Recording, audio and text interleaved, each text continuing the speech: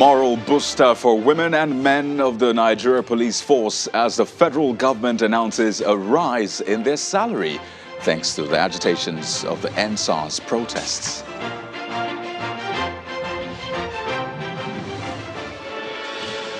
The much-anticipated gender equality bill hits a snag on the floor of the Senate as some members oppose the framing of the title and perceived religious implications of the law. Is that the end of this landmark bill? We'll find out.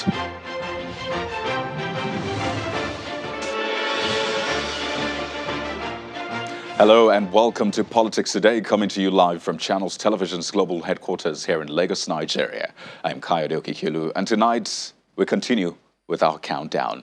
Well, President Muhammadu Buhari now has 3 days to sign or not to sign the electoral bill into law.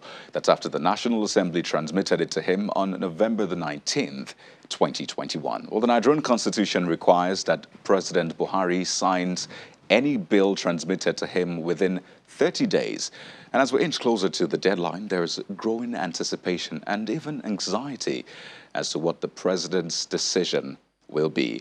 Well, the road to this point has been eventful, especially at the National Assembly, where we saw members engage in fisticuffs over the electronic transmission clause. Overall, this is a document that is expected to smoothen election operations and also introduce the use of technology for the conduct of elections. So we're more than a year away from the next general election in 2023, and the president has promised to give Nigerians an improved electoral process when he leaves office. So we have 3 days to find out. And now to another big story of the day. It looks like better days are ahead for the police in Nigeria, as the Federal Executive Council has now approved the review and upgrade of the salary of police personnel by 20%. And this is expected to take off just next month. That's January 2022. Talk about a New Year present.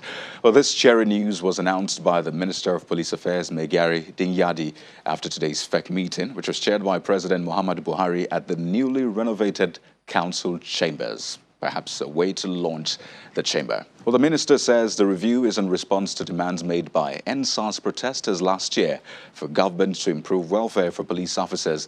And to operationalize this, according to him, the take-home pay will be enhanced through the duty tour allowance to 6% of their new take-home pay and an approval of 1.12 billion naira for payment of outstanding uninsured benefits for the period of 2013 to 2020. OFEC also approved the release of 13.1 billion naira for payment of outstanding death benefits of 5,472 personnel for the uninsured period of 2013 to August 2021, and a tax waiver in the sum of 18.6 billion naira for junior officers of the police to increase the take-home pay effective from October 2021. However, the Minister of Finance disclosed that the new salary structure has not been provided for in the 2022 budget. The ministry will await the outcome of the verification of the various computations from the Auditor General.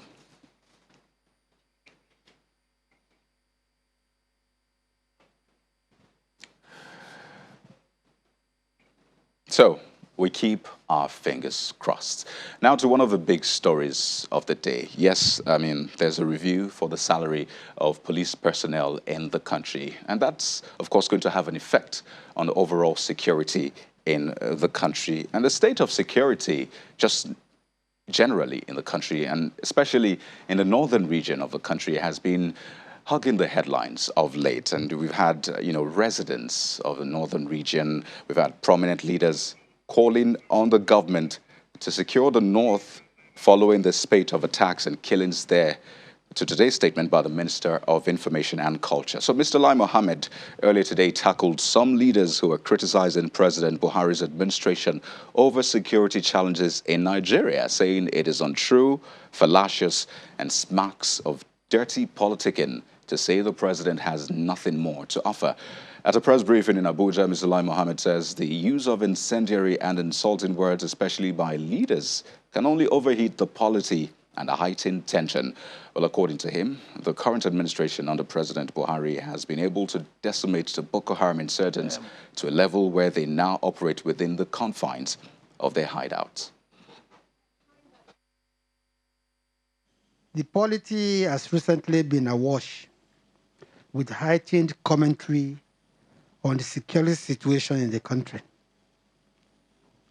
The commentary has been triggered by genuine concerns in some circles and crass politicking or sheer absurdity in others. Since assuming office in 2015, President Muhammadu Buhari has continued to make the issue of security a major plank of his administration's policy. This is not a surprise, considering the fact that the fight against insecurity is one of the three priority areas of the APC-led federal government. Yes, the security situation has continued to pose a great challenge. But amidst the cacophony of voices, President Muhammadu Buhari continues to do much more to keep Nigeria safe. To say he has nothing more to offer is untrue, fallacious, and smacks of dirty politicking. By boosting the number and capacity of our fighting forces, the President is putting them in good stead to tackle insecurity, not just during the life of his administration, but long after he would have left office. We wish to say that the use of incendiary and insulting words, especially by leaders of all hues, can only overheat the polity and heighten tension.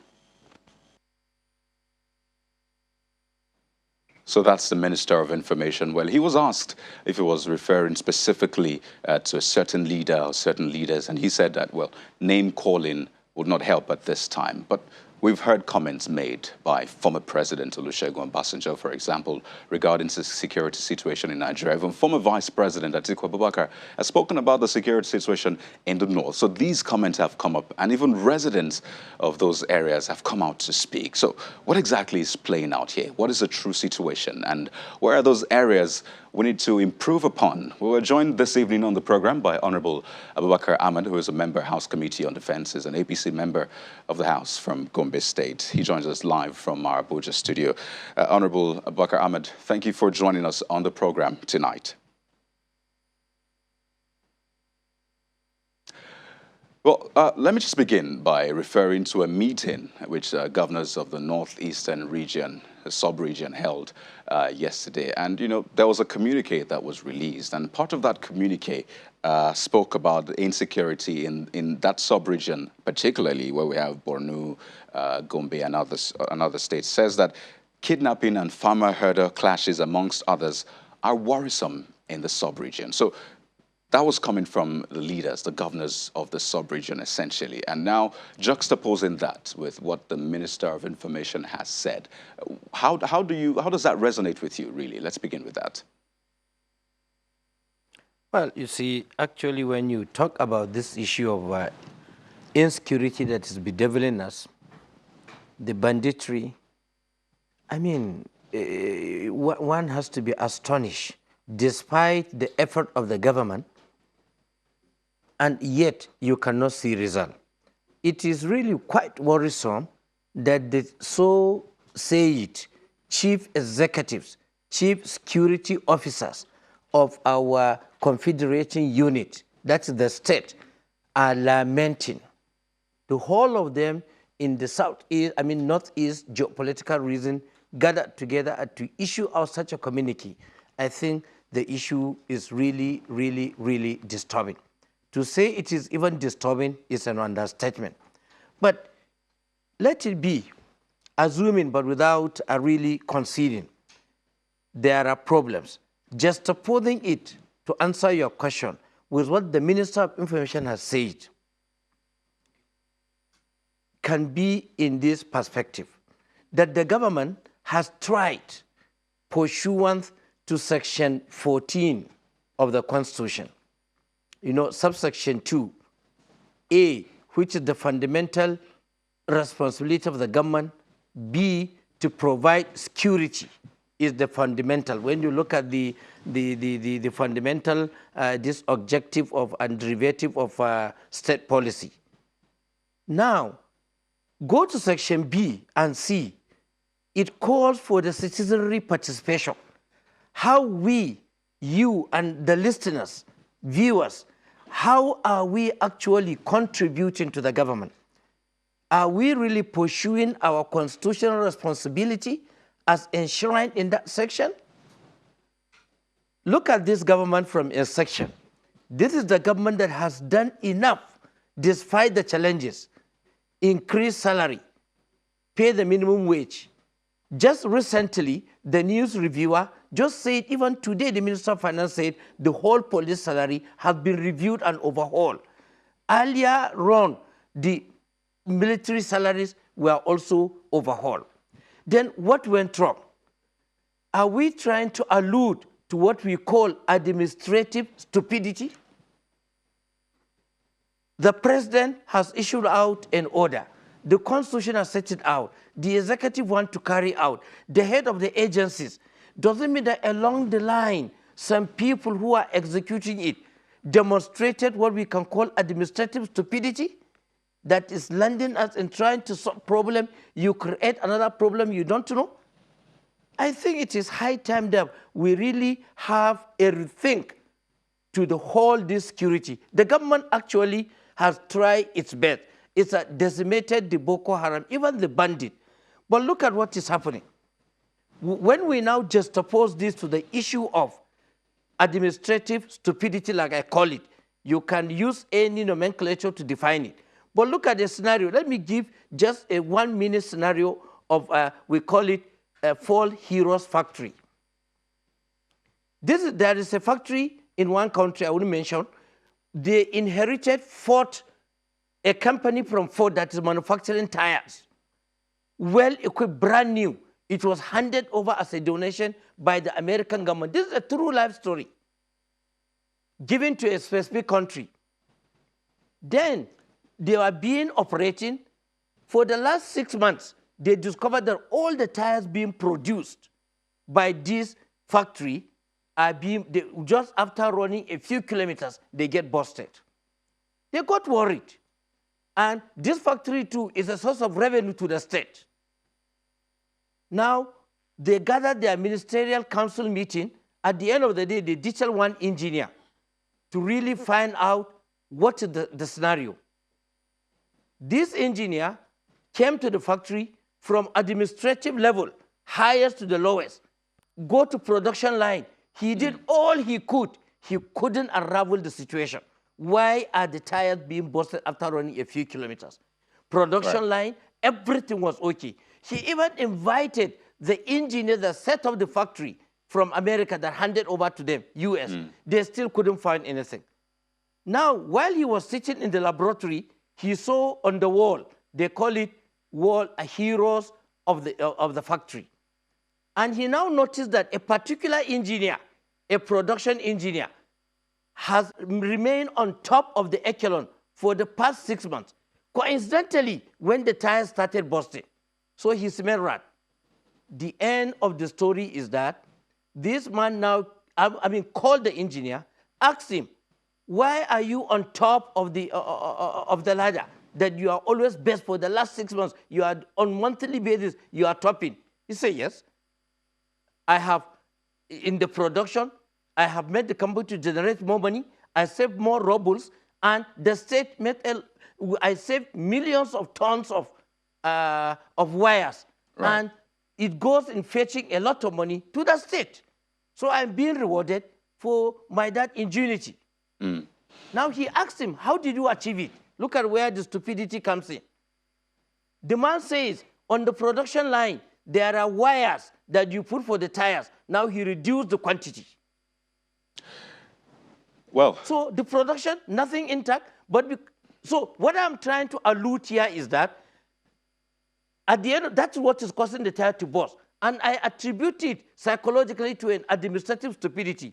So the issue here is that we could have some people along the hierarchy of either the security hierarchy or the security architecture that they thought they are being clever, they are evolving devices, yet they are being foolish. They are being penny-wise, pound-foolish. You know, Yet we are quite not an receiving interesting... more resources. So, quite what an I'm interesting... trying to say here... Okay, you can make that point. Please go ahead. Good. What I'm trying to assert here is that, let me give you this issue of insurgency. Let me give you one of the administrative stupidity I witnessed in this government.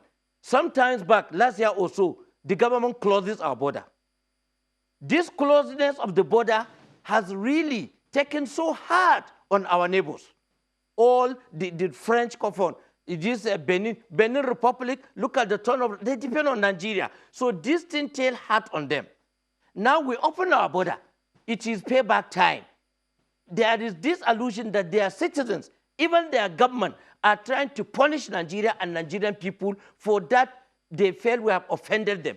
So they allow their borders to be porous and allow all this proliferation, all these small arms. Yet they are encouraging this conflict. So with this kind of scenario, whatever are you saying then, Honorable, how do we come to an end? So, Honorable, are you saying in essence, when you reference those neighboring countries, are you saying they are responsible for the insecurity, the banditry that we're seeing? Are you saying they're partly responsible as well? Very good. They are partly responsible. It has been on record, on news, where we see the collaboration of some other countries who want to see Nigeria go down. With the collaboration of Judas among us, among the security architect. I mean, we don't want to bedevil this point. So what I'm trying to say is that we need to really relook. The system we have in place is best, but the modus operandi, the mode of execution, the rule of engagement, we need to check.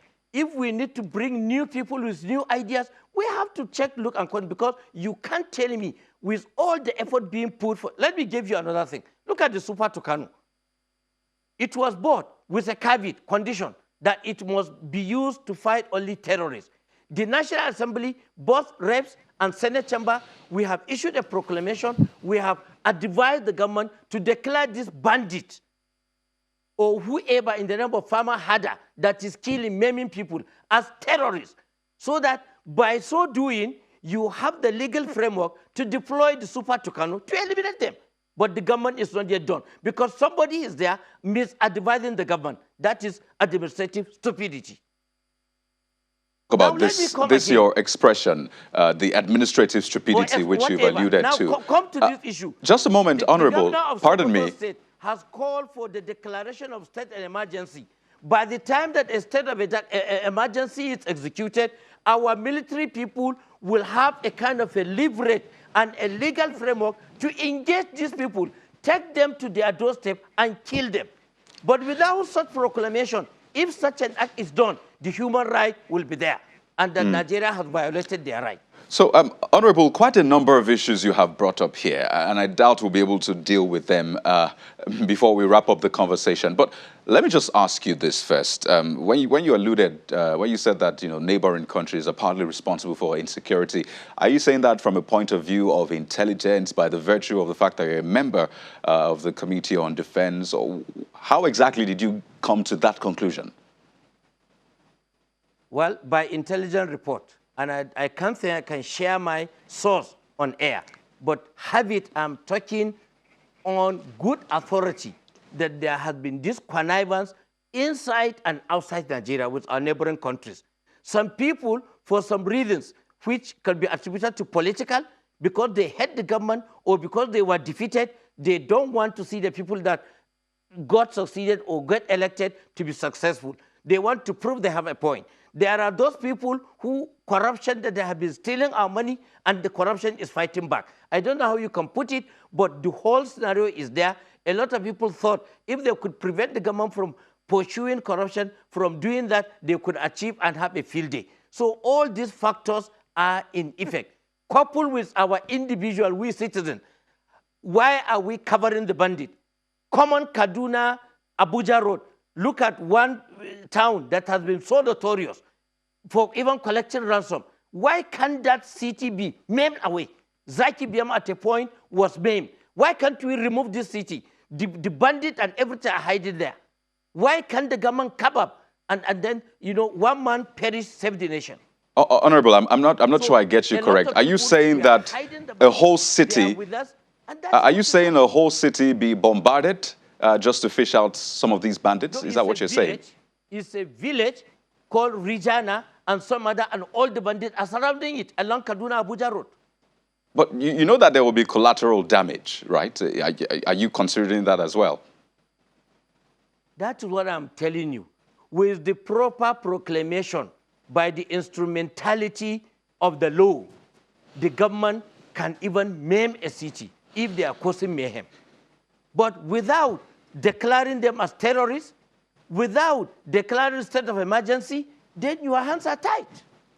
Well, Honorable Ahmed, we're winding down on this, but just quickly, if you can do this in 30 seconds. When you talked about this administrative stupidity, it's a term that I'm personally hearing for the first time, but you seem to be quite grounded in that term. So how endemic is this really in government? When you tell that story about the factory, and let's relate it to Nigeria of today, at the federal level, state level, how endemic is that your expression of administrative stupidity today?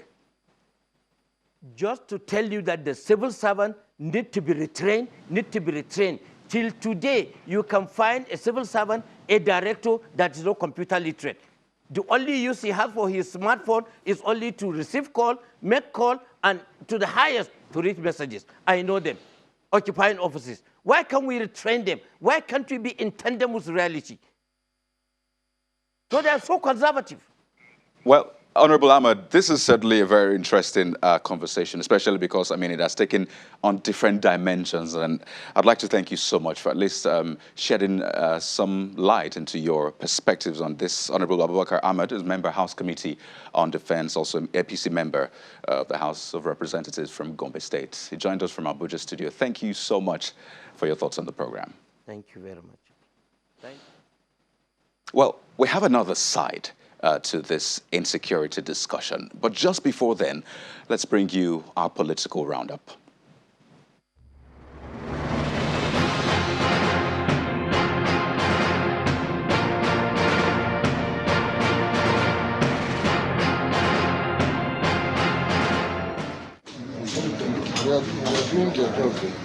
The Nigerian police has produced 15 suspects out of 22 alleged to have laid siege on the home of Justice Mary Odili of the Supreme Court of Nigeria on Friday, October 29. The suspects are believed to be among a joint panel recovery unit of the federal government comprising the Economic and Financial Crimes Commission, the Nigerian Police and the Federal Ministry of Justice. The panel had invaded the Abuja residence of the Supreme Court next-ranking justice, claiming it had a warrant from Chief Magistrate Emmanuel Iyana to search the home of Dr. Peter Odili. Justice Mary is the wife of Dr. Peter Odili, who served as governor of Rivers State between 1999 and 2007. Okay, go ahead, and then we'll take a... The House of Representatives has passed through second reading a bill to enlarge the jurisdiction of the Sharia court. The bill scaled second reading despite members not being aware of its details, as pointed out by Representative Linda Ikpeazu. Minister of Finance. The bill seeks to alter the constitution to enlarge the jurisdiction of the FCT Sharia Court of Appeal and the State Sharia Courts of Appeal. Yes. It's been 2 years, 6 months and still counting. 14 seats remain vacant at the Edo State House of Assembly since the June 17, 2019 inauguration of the House. The runners-up in the 2019 Edo State House of Assembly election, the People's Democratic Party PDP candidate, insists that the electoral umpire, INEC, should declare them winners in 12 seats where the elected lawmakers refused taking their oaths of office, and conduct by-elections for the remaining 2 seats where the lawmakers took oath of office but did not continue with the House. One of the PDP candidates, Victor Omoige, who addressed journalists at the PDP secretariat in Benin City, the Edo State capital, said INEC should invoke the doctrine of necessity to resolve the impasse.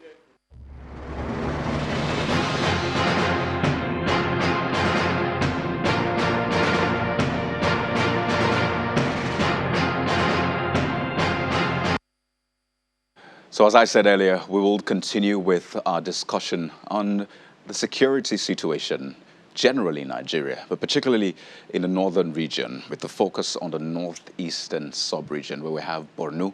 You call Borno, it's been infamous for terrorism. And the government says, well, largely these terrorists have been decimated. But then we had a meeting of the northeastern governors where they spoke about kidnapping and banditry being a big deal. So we'll hear from someone who is on the ground in Borno State. He is an elder. In fact, is a dean of Borno Elders Forum. Professor Khalifa Dikwa will be joining us on the program to tell us what is on ground at the moment. Well, Professor Khalifa Dikwa, it's good to have you on the program this evening. We've spoken to Honorable Ahmed, who joined us from our Abuja studio earlier on, but you are on ground in Borno State. You live in Borno State, so you know firsthand what is happening. You know the state of security, the fight against terrorism in particular. So listening to the Minister of Information speaking about the fight against terrorism, how does his statement resonate with you as a person who is on ground?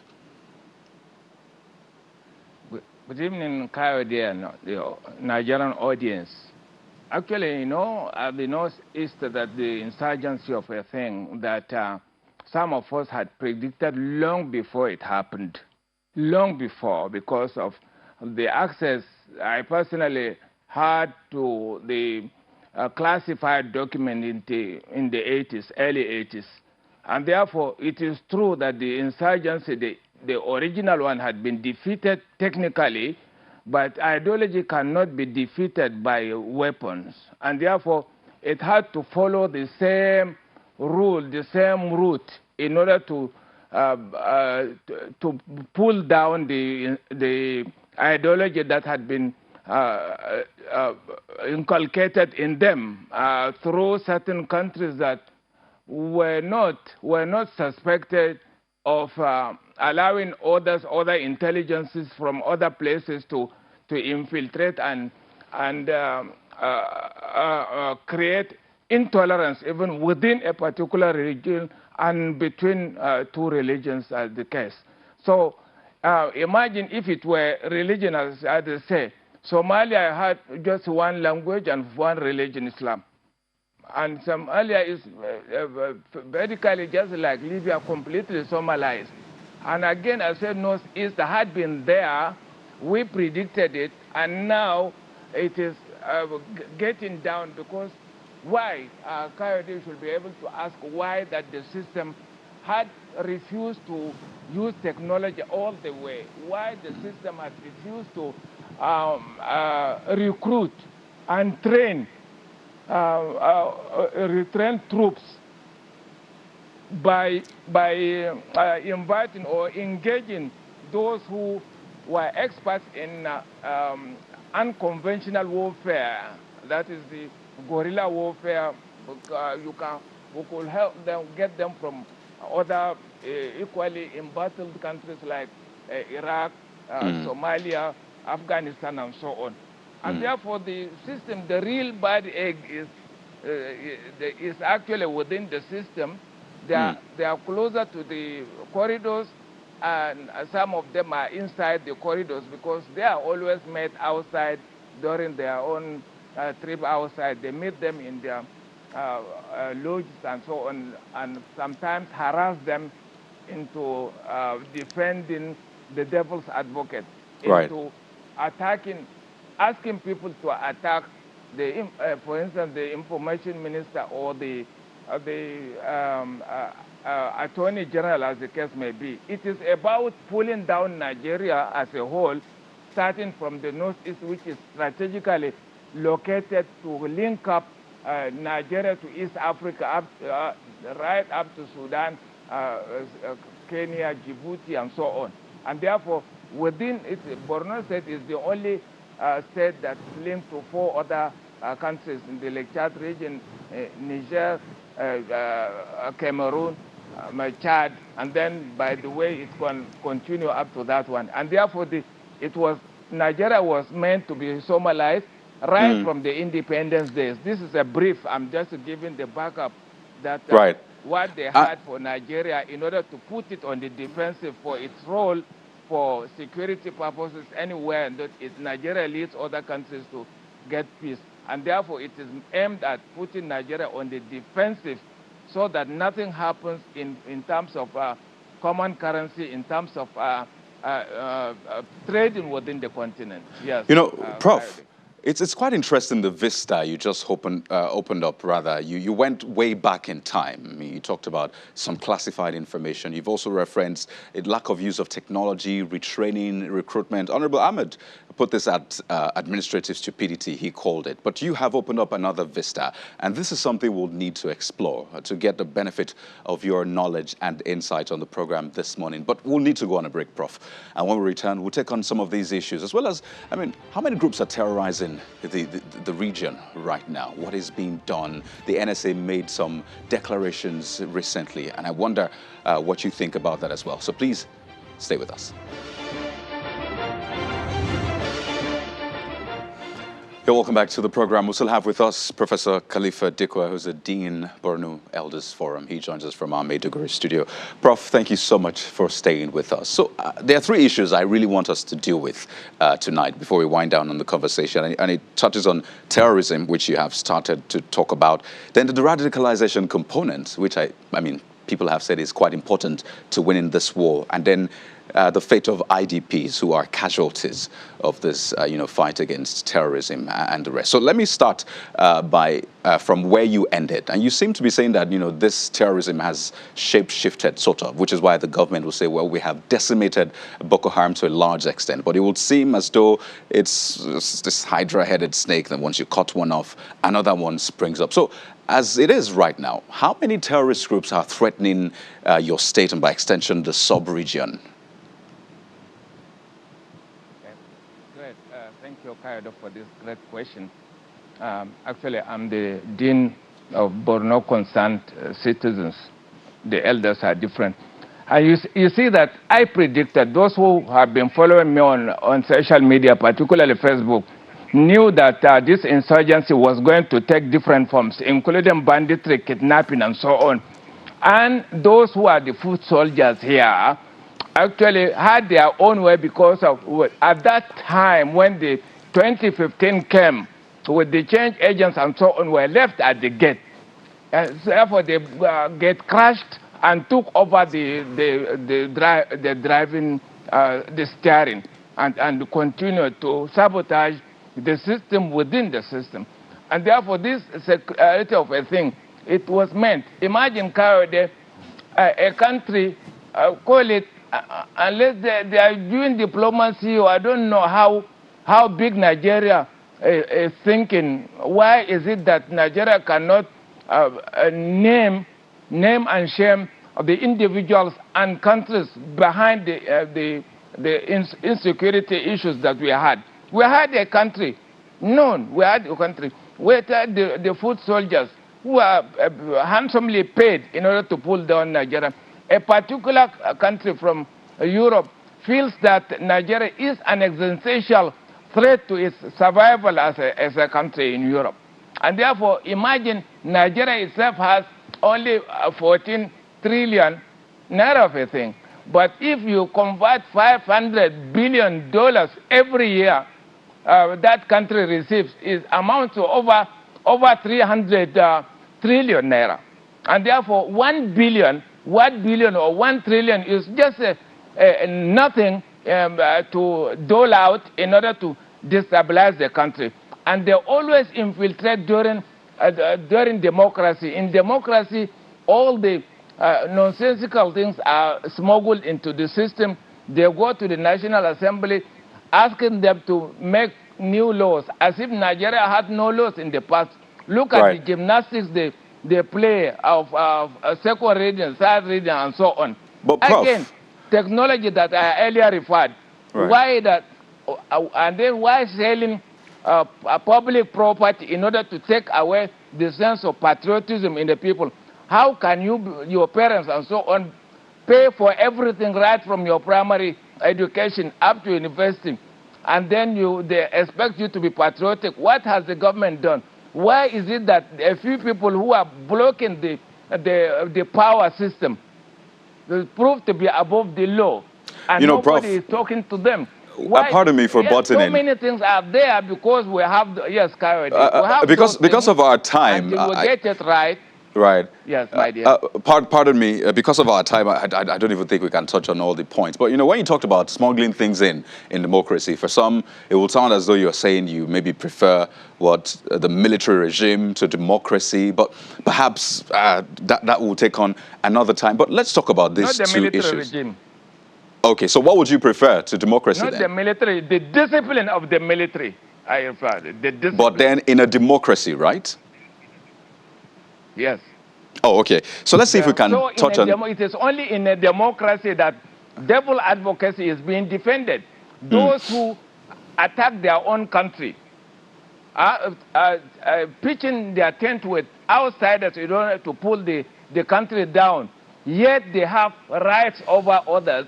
You see lawyers coming all the way from other continents to defend them, not talking about those they inspired others to kill them, pulling down all the security, attacking security system, killing the military, killing the paramilitary, killing civilians and destroying their businesses. All these things are hardly mentioned under the so-called human rights organization. And therefore it's a devil advocacy there in order to torpedo the basic things that ought to keep Nigeria as one. All the differences, all the, what we call them, engineering of divisive tendencies are being promoted from people within the country and those Prof, who have double passports. Yes, Coyote. Prof, it's always very interesting speaking with you on these issues and more, but we're totally out of time, Prof. I really want to take up the issues of IDPs and radicalizations, but perhaps another time. But I'd like to thank you so much, Professor Khalifa Dikwa, who is a Dean Borno Concerned Citizens. Thank you so much for your time on the program tonight. You are welcome, as always. So from security or insecurity, we move to our other big topic for today. And this will take us to the National Assembly. Please stay with us.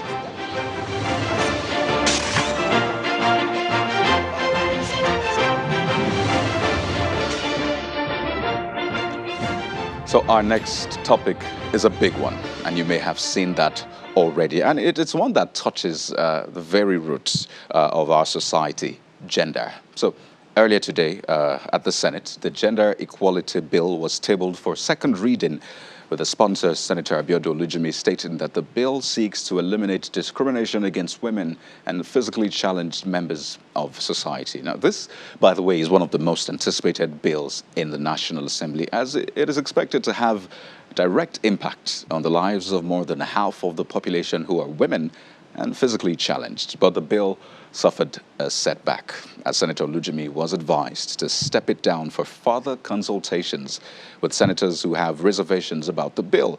Well, they include Senators Yusuf Taraba and Aliyu Wamako of Sokoto, who argued that the bill talks about equality between men and women, which is against Islam and Christianity. And they say they will not support the bill in this form unless the title of the bill is changed by eliminating equality from the title. So quite a lot played out on the floor today regarding that bill, and this is coming incidentally a few days after the World Human Rights Day, which focused on ending inequality and 16 days of activism. So tonight we hear from the sponsor of that bill. She'll tell us what transpired and what the next line of action will be. Senator Abiodun Olujimi joins us on the program tonight. Senator representing Ekiti South Senatorial District, a member of the PDP. Well, Senator Olujimi, I see a smile on your face. What does that smile mean, really? I'm just amazed at the interest the bill has generated, because we thought it was a simple thing, but we now know that everyone is interested in the outcome. And if we go straight to what transpired, like someone said on the floor, lawmaking is a process. And we started the process by bringing the bill for first reading. And when we took it for the first reading, because of the problems of the 8th Assembly, where there were so many people against child marriage, against widowhood, against a few other issues, we decided to do wider consultation. And since 2019, up until now, we had been having town hall meetings, media meetings, meetings with clerics, with CAN, and all the sectors that should be interested in the bill. It was when we concluded and we brought a simpler version which took care of most of the problem areas that we decided to take the second reading today. However, like you said, some people are opposed to the title, Gender and Equal Opportunities Bill. They believe bringing equal into it is not the best. What we have set out to do is to get our dues whichever way we can. And so, on the floor, we decided we will change the title to Gender Equity Bill. But some of the senators did not also believe that that would be sustained. And so there was the back and forth. Like the Senate president also said, lawmaking boils down to the 109 senators who are in that room. People outside can contribute, but in the end, only 109 senators representing everyone will be able to vote on it. And that is where we got stuck, and we agreed that we will go further by meeting those senators and getting them to see reason why almost 60% of the population should be catered for. Because whichever way you look at it, we need to look after that sector. And also, like was said on the floor, it's not about anybody, it's about our future.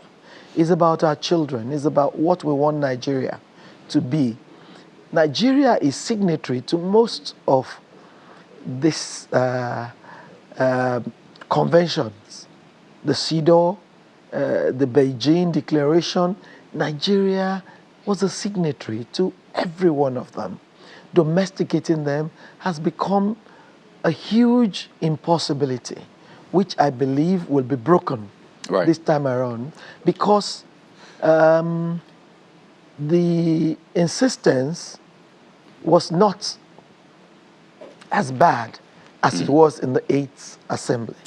And so we believe that with a few tinkering, we'll be able to get it through. We're going to be very patient, painstaking, and we're going to ensure that we're diligent about it, but we're going to get it in the end, because it's for the benefit of everyone. So clearly, it's not about one person. So clearly, it is not Senator, about a section. So for those who might be thinking maybe you're backing down, you're saying you certainly aren't backing down on this one. Oh, no, not at all. Okay. You know, so, in Yoruba, they say, Agutu fenyiri, agbara lo lomuwa. We'll backtrack a bit. We'll go look at it. We'll talk to the people that we need to talk to. But, well, for the benefit of our viewers, smaller some of countries, whom might not understand the Yoruba language, would you want to translate that for them? When a ram moves back, is to go and garner plenty of energy to face the next hurdle. And so that's what we're trying to do. We'll go and do that. Nigeria is too big to be found wanting in this sector. Smaller countries have done that. Look at Senegal. They already have 46% female participation at every sphere of government. Look at Rwanda. Look at small countries like Burkina Faso, like Guinea, all of them are doing well. So, And Senator Nigeria Olujimi, too should be seen pardon me not for only as a giant, pardon me for but butting in. We have just about wanting to do what is right. Right. We have just about 5 minutes on this very important conversation. And, we wanted to actually get the other side, some of the dissenting voices. And we tried to reach out to one of the senators, Senator Yusuf. We tried to put a call through to him, try to send a message, but we didn't get a response as of now. So we do hope that we'll get, the other side perhaps to this story. Conversation So from with what him you said. after the Senate. Okay, so what was the conversation about? And he explained that he doesn't quite understand what we're getting at. So we'll go back there because the bill was sent to every senator. In fact, most of them had signaled to be co-sponsors of the bill. So we'll go and explain to those who don't understand it. And if equal opportunities becomes an issue, we're willing to change it. We're willing to change it for Nigeria, to change it for our children, to change it for our future. And that is the beauty of lawmaking. Absolutely. And just to be clear, what those issues are. I mean, you said that you've consulted, and this is not the first time the bill is showing up in the National Assembly. So you've had time to really go over some of those, snags that it hit in the past, and you've tried to work on them, as you said. But I'm sure during this consultation process, you've had to speak with your colleagues. In general, how much support or otherwise did you get from your colleagues on this one? The support was overwhelming for the first time, and the various groups also came in to see the Senate President and explained what the nitty-gritty of the bill. But it's tough for us to change the status quo. And if you really need to change it, you must be patient and painstaking. That's the route we're taking, and we'll get there. So, Senator, for those who might not understand maybe why this bill is important, and I've heard different sides to this one, by the way, can you just tell our viewers just how bad is it for women and people living with disabilities at this time when that bill has not become a law? Just why is this very important? Because some will say, look at Senator Olujimi, for example. She has risen to the peak, as it were, without this law. And they wonder, why do you need this law anyway? So just how bad is it? How many of us have risen? And that's what we're talking about. For 60% of the population, and in that Senate, how many women do we have? We're talking about leaving a legacy behind that will ensure that no party will discriminate against women. No one at any place of employment will discriminate against women. We also have elimination of discrimination in education, in employment, on grounds of marital status. Women should be free to give residential status to their spouses, just like men do, because that is not available even now. The bill also contains elimination of discrimination on socio-economic grounds and citizenship, and of course, widowhood.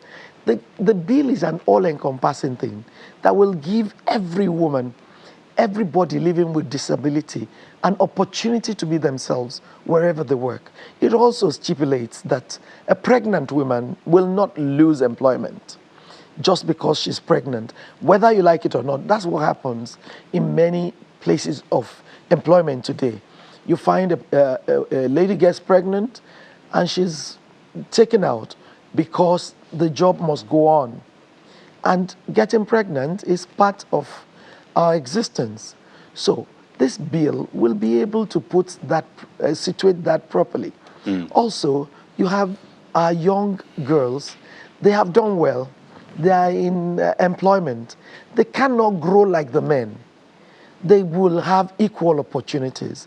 As long as you possess the qualifications, you will also be able to move pari passu with your male counterpart. That's all we're talking about. We're not talking about taking over, because most of the men mistake it to be oh, the women will be bigger than us.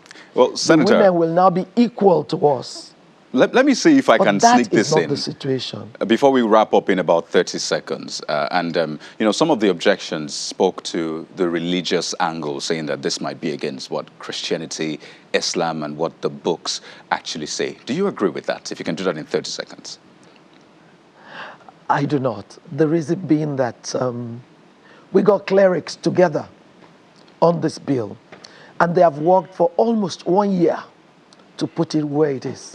We also got CAN to look through it, and they were all pleased. I think it's about personal understanding of the issue. And you see, like the Senate President said, only 109 people Right. will vote on the bill. And so we'll work on them again, and we'll come back stronger, better. Well, Senator Olujimi, I definitely wish you the very best on this one. At least for my wife and daughter and the women out there and people living with disability, we wish you the very best. Well, Senator Abiodun Olujimi, Senator representing Ekiti South in the National Assembly, we appreciate your time on the program tonight. Thank you very much for having me. Thank you. So that's our package, everyone. We're back tomorrow. I'm Kayode Okikiludo. Have a fantastic night ahead.